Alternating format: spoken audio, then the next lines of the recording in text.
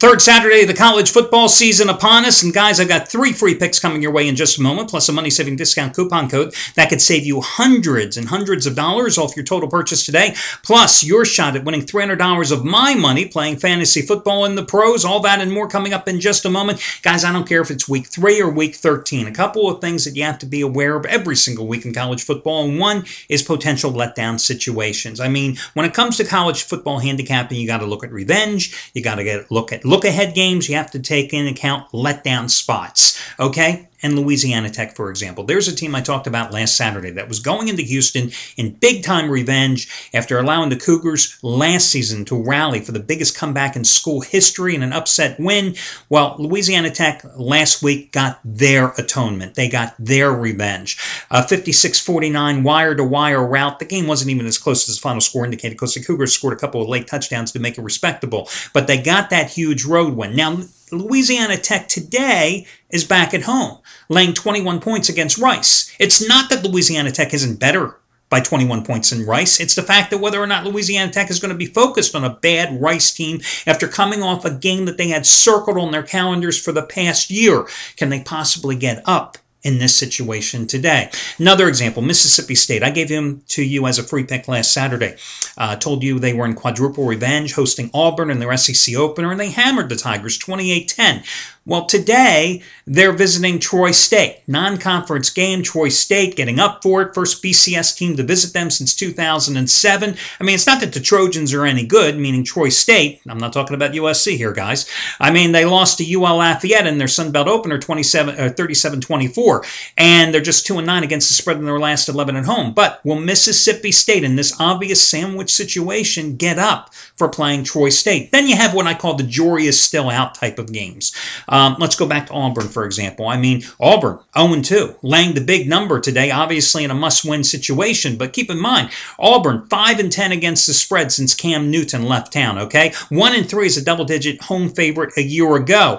And they're taking on a UL Monroe team that's coming off the monstrous upset, maybe the biggest upset of the entire season authored by a small school this year when they shocked Arkansas on the road 34-31 in overtime last week. So in this situation, you have a UL Monroe team coming in a letdown situation. They're still celebrating campus-wide from last week's game, taking on an Auburn team that's gotten off to a dreadful start in a must-win situation, but that hasn't performed well this year and certainly hasn't performed well the past 2 years, laying the big number. So, which way do you go there? Another kind of contest where the jury is still out. Stanford and Southern Cal. Now listen, I know Stanford's won 3 straight 4 of the last 5 in the series. I know they won in triple overtime last year, 56-48.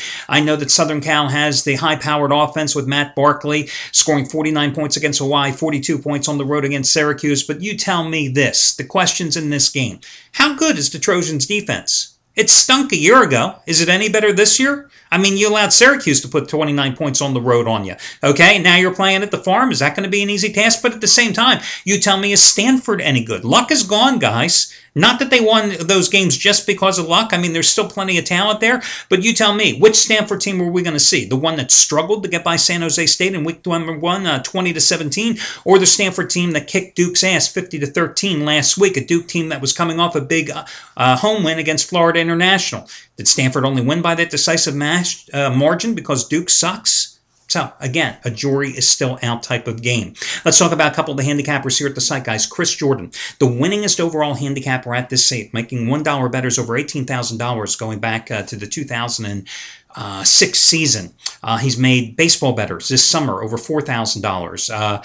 Today, going with his biggest college football release of the season. His one and only 1,000-star college football blowout of the year. And guys, he says his side will win by 5 touchdowns. We're not talking about covering by 5 points, winning by 5 points. He says his side is going to win by 5 touchdowns. You know, it really doesn't matter if they win by 5 touchdowns or they cover by a half point. As long as they cover, that's all we care about. But that's how confident he is in this play. And it goes on the daytime card. One and only 1,000-star non-conference blowout of the year. And again, these are the same 1,000-star plays. And in baseball this summer, he's hit 4 out of 5. Matt Rivers, second biggest play of the year. Those 400,000-star plays have been his go-to releases for months now. Today, he has his 400,000-star winner number 9 out of 13 and 20 out of 29 overall. on one of your afternoon games. I think it's Boston College and Northwestern. Jeff Benton had his 50-dime winner number 3 in a row. Coming off a 50-dime winner on Thursday night. It's going to be on the Ole Miss Texas contest. And Shawn Michaels' first college football release of the season going today. Since August 1st, I think Shawn has had 13 picks, and $10 bettors have won a little over $4,000 with those 13 releases in all sports combined. So those are among the hot handicappers today.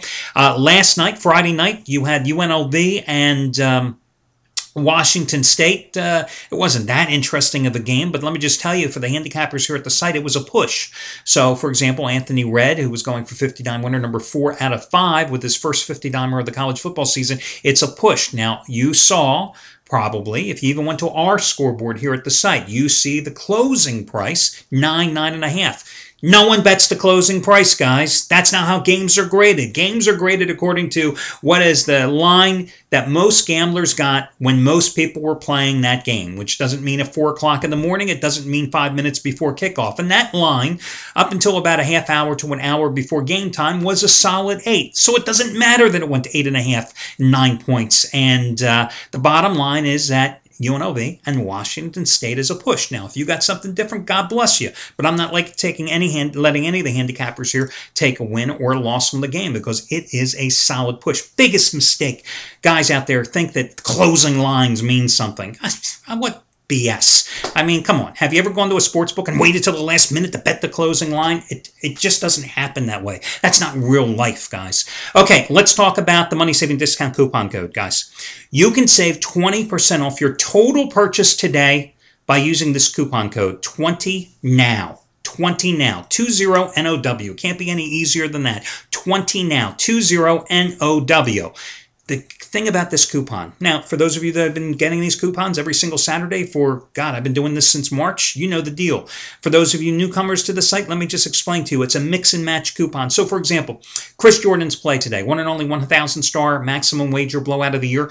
It's a $79 play. Boom, you can save almost $15 off the total cost of that play. Right? But you can mix and match, guys. Let's say you wanted to, I'm just going to use Anthony Redd here for an example. Anthony Redd, if you wanted to make a commitment to him and buy a 1-month-long package, normal price is $429. You could save almost $85 off the purchase. It's a mix and match coupon. A lot of the handicappers, Craig Davis, myself, Chris Jordan, have packages that save you tons of money by extending all the way out through the Super Bowl, for example. And let me just get you a price here so I can give you an example of it. Chris Jordan has a package that has all his plays clear through the Super Bowl on February 3rd of next year, right? It's like $1,495. With this coupon, you can save over $280 right off the top. Mix and match, however.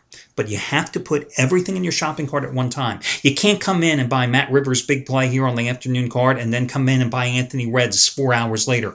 Everything in your shopping cart at once. Single plays from multiple handicappers, packages from whoever you want, insider money moves. You put everything in your shopping cart one time. Then you use the discount coupon code 20NOW, 20NOW. Takes 20% off your total purchase price. And that's where it's designed to save you hundreds and hundreds of dollars. Okay, guys, let's get to the first free pick here. I'm going to take a look at your contest between Florida and Tennessee. Goes at 6 o'clock Eastern time. Tennessee in big-time revenge here because Florida has absolutely owned this series here over the past few years, winning 7 straight in the series. Big game for Derek Dooley, to say the least. I think Tennessee gets the job done in Rocky Top today. -3 at home. Obviously, in this particular situation, you know, I'm a firm believer in buying the half point when you're laying 3, and we'll talk about that in another game here in just a moment. Don't ever allow yourself to walk away with money on the table because of a push when you don't buy the hook on 3, 4, 7, and sometimes 10. That's just always been my gambling philosophy. As for Tennessee, they're coming off a 51-13 rout of Georgia State, to be expected. They beat NC State in their opener, 35-21. I think that game was in Atlanta, right? At the Georgia Dome. Florida, meanwhile, came back with the second half rally to beat Texas A&M 20-17. But keep in mind, these are the same Gators that struggled to get by Bowling Green and Gainesville in their home opener. Tyler Bray, the Tennessee quarterback, 10-4 straight up as a starter, 288 yards and 3 touchdowns in last year's loss to the Gators in Gainesville. He's coming off back-to-back 300-yard-plus performances so far this season with 6 touchdowns already. Has an excellent excellent wide receiver crew led by Justin Hunter. The Vols have a new 3-4 defensive scheme. Already has come up with 5 interceptions and forced 10 fumbles in the first 2 games of the season. Florida, 0-5 ATS as a dog last year, and the talent level offensively especially just isn't there for the Gators this year. Jeff Driscoll, At quarterback, you don't know what you're going to get here.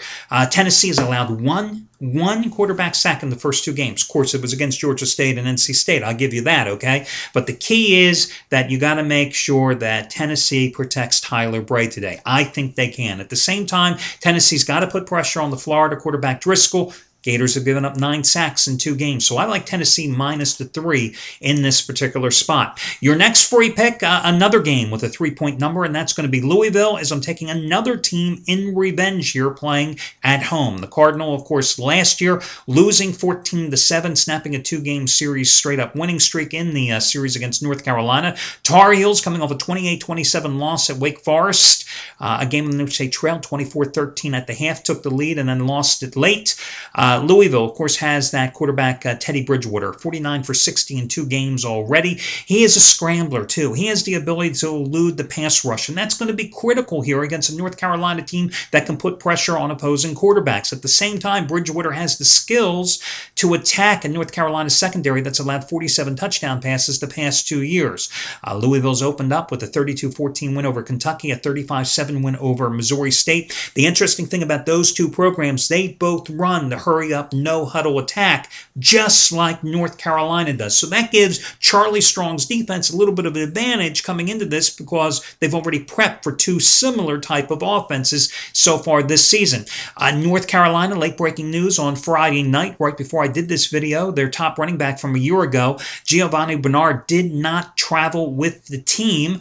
He set a UNC freshman record last year with 1,253 rushing yards, but he was hurt in the season opener after having 203 all-purpose yards in that particular contest. So they're going to probably give A.J. Blue most of the bulk of the carries today for the 2nd consecutive week. He did run for 106 yards to his credit last week in the loss to Wake Forest.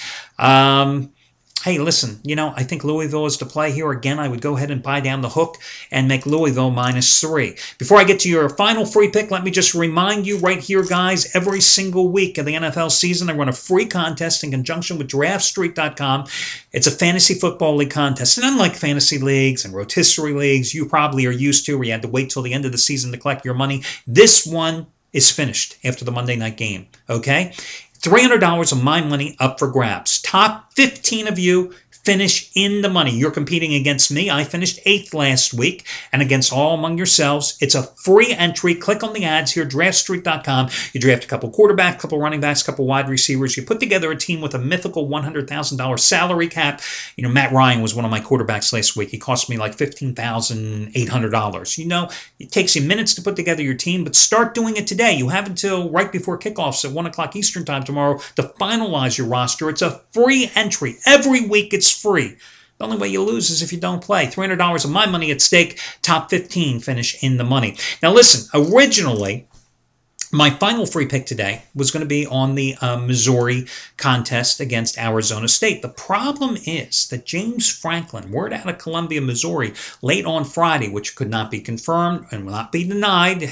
Oh, I used to hate that as a reporter. Oh, we can't confirm it, but you can't deny it either. No, we're just indifferent. Don't you hate indifference? He may not play. We don't even know what the injury is. He was on the injury report earlier in the week. Now, he did have off-season shoulder surgery. He ran 21 times in last week's loss at home to Georgia. Missouri playing in revenge after losing in overtime in Tempe last year. I thought Missouri was a good play, but obviously that's why the line dropped from 6 down to 3, and who knows if it's going to stay on the board. So instead, I'm going to jump over to the contest between Maryland and Connecticut. Maryland, a 3-point home dog against Connecticut. Now, you know the backstory there. Randy Edsall left Connecticut abruptly a couple of seasons ago for his dream job. Who in their right mind in college football would say taking over the University of Maryland's college football program would be their dream job? You got me. Maybe it was a dream job, but maybe they paid him more money. How do I know? But anyway, he took it. Hard feelings exist, still do exist. But listen, Maryland got off to a 2-0 start. I mean, they barely got by William and Mary in week number 1, 7-6. Last week, I thought they'd lose. They were getting 10 points at Temple, a Temple team that shellacked them in College Park last year. They went into Philadelphia. They beat Temple last week. I was impressed, 36-27. UConn came off a 10-7 home loss to NC State after beating up UMass, a team playing its first year in Division 1A ball, 37-0. Not that impressed. I think you got to take the points in this contest. I think it's a 1-2 point game, maybe a 3-point game in either direction. What do you have to lose? Would I buy the half point here? No, I would not, because I think Maryland wins this game outright. It could be like 14-13, 17-16, low-scoring defensive game. I like the Terrapins in this one after they snapped the 8-game losing streak versus the odds makers with the Temple upset a week ago. So that'll do it, guys. We've run them all through. Good luck to y'all, and I'll catch you again early Sunday morning when we do it again. Remember, the Countdown to Kickoff program is right here, already published on the site for all your NFL breakdowns as well, as we do that show every single week. So good luck, and I'll catch you again on Sunday.